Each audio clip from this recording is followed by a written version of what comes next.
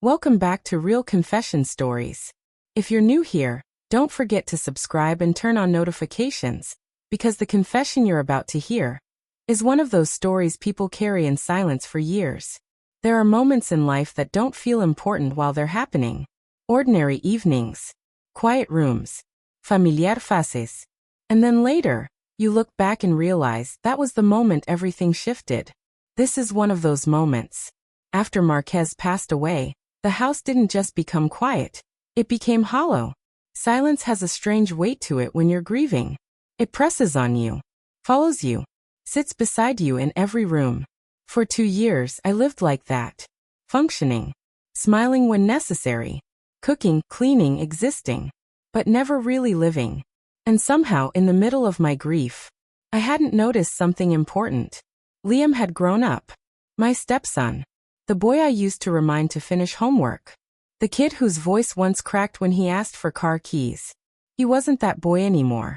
That evening started like any other. We were in the living room, lights low, an action movie playing. The kind with dramatic music, intense scenes, and a little romance mixed in. Just background noise, really. Liam sat next to me on the couch. Casual. Comfortable. Like he belonged there. Which of course he did. But something felt different. Maybe it was the way he carried himself. His posture. The quiet confidence in how he leaned back. Arms stretched along the back of the couch.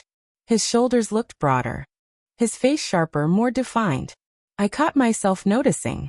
And immediately pushed the thought away. He's your stepson, I reminded myself. You're just tired. Emotional. Overthinking. But denial has a way of cracking under the smallest pressure. The movie grew more intense. So did the silence between us. At one point, he shifted slightly closer, not dramatically, just enough that I became aware of him. Of his presence. His warmth. The faint scent of his cologne. Our eyes met. It lasted only a second, but it felt longer. There was something in his expression I hadn't seen before. Not childish. Not casual. Something deeper. More aware. It made my chest tighten. I tried to normalize it in my head. It's nothing. Just a moment. Just a movie scene. You're reading too much into it. But my instincts disagreed. Cassidy, he said quietly. The way he said my name caught me off guard. Not rushed. Not careless.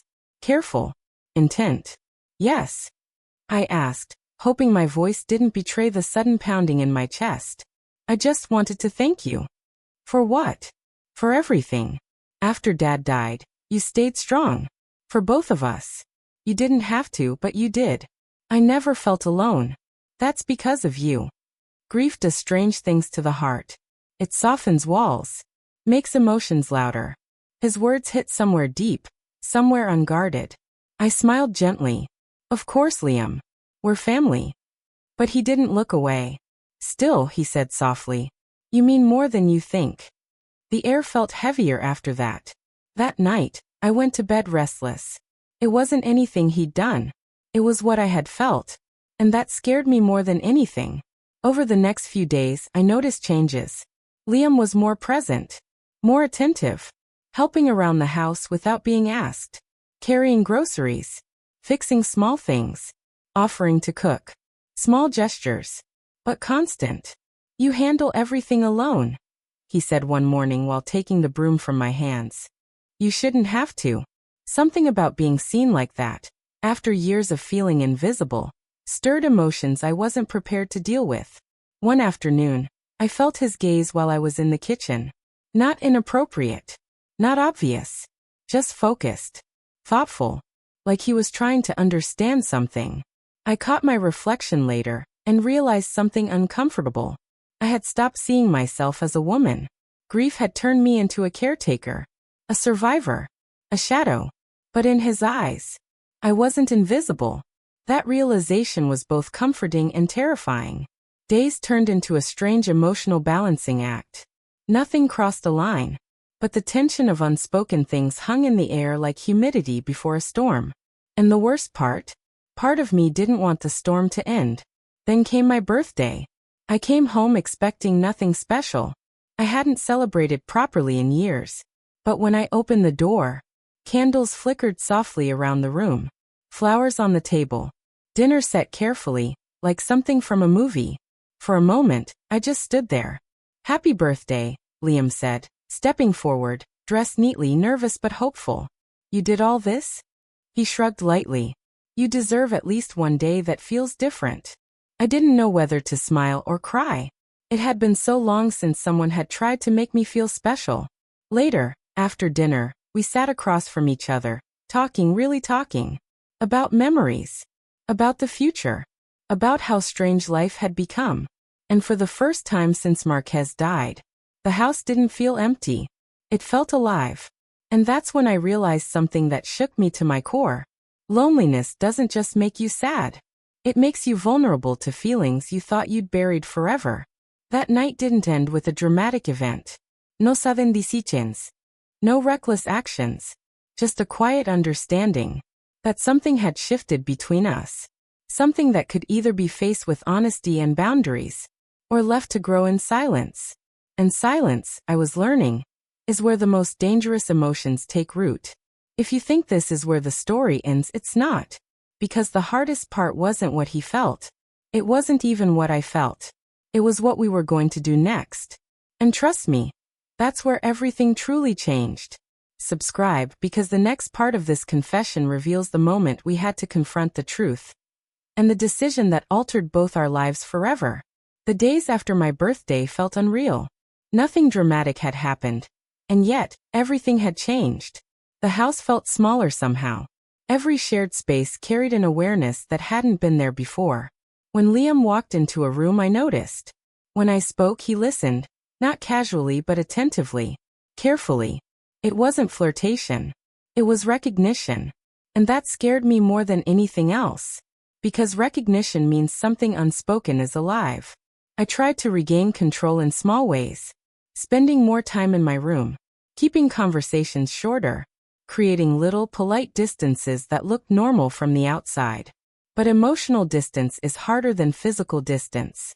One evening, I found him sitting alone on the back porch, staring into the yard like he was trying to solve a problem too big to say out loud. "Mind if I join you?" I asked. He shook his head. I sat beside him, leaving space between us. The air was cool, quiet, honest. For a long time, neither of us spoke. Then he said it. "Have I made things weird?" Direct. No hiding. I exhaled slowly. "Things are different. Because I don't see you the same way anymore," he said. No hesitation this time. My chest tightened. Not because I didn't know, but because hearing it made it real. "Liam," I said gently, "you're not a boy anymore. I see that. Anyone would. But feelings don't always mean something is meant to happen." He looked down at his hands. "I didn't plan it. I just started noticing you. The way you carry everything. How strong you are. How lonely you look when you think no one sees." That hit harder than any confession. Loneliness is a dangerous place to be seen. "I care about you," he continued. "But I don't want to ruin what we have." That was the moment everything clarified. This wasn't reckless desire. It was two people who had survived the same loss, clinging to the comfort they found in each other. Grief had blurred lines. Loneliness had softened boundaries. But understanding that gave us the power to choose. I reached over and placed my hand over his. Not romantically, not secretly. Steady. Grounding. "You didn't ruin anything," I said. "But we have to be careful. What we've been feeling, it comes from pain, from closeness, from shared emptiness. That can feel like something else." He nodded slowly. He already knew. "I don't want to lose you," he said quietly. "You won't," I replied. "But we have to shift this. Before it becomes something we can't take back." Sometimes the strongest thing you can do is stop before a line disappears. That conversation changed everything. The next weeks were awkward, yes, but honest. The tension didn't vanish overnight, but it lost its power once it was named. Liam started spending more time out, with friends, work, building his own world beyond the house that had held both our grief. And I started doing something I hadn't done in years. Living for myself again. I joined a fitness class. Met new people. Started saying yes to invitations instead of hiding behind memories. Because I realized something important. The attention I thought I needed from someone else was actually a reminder that I had forgotten myself. A month later, Liam came to me with news. I got an apartment with a friend, he said, nervous but excited. It's time. I smiled. And this time it wasn't forced. I'm proud of you. The day he moved out, the house felt quiet again. But not hollow. Just peaceful. Because the silence no longer carried unspoken things. No confusión. No tensión. Just memory and growth. Years from now, I'll probably look back at that time with complicated emotions. Not shame. Not regret. Just understanding. We were two people healing from the same loss, standing too close to the edge of something neither of us truly wanted. Just because we were afraid to feel alone. But we chose differently. And that choice saved us both. Sometimes the most life-changing moments aren't the ones where something happens. They're the ones where something almost happens. And you find the strength to step back. That night didn't become a secret I had to carry. It became a lesson. About grief. About loneliness. About how easy it is to mistake comfort for destiny. And about how powerful it is to choose the harder, healthier path. If this story moved you, don't forget to like, share, and subscribe for more real-life confessions that stay with you long after the video ends. Sometimes the hardest choices make the strongest people. And there's always another story waiting to be told.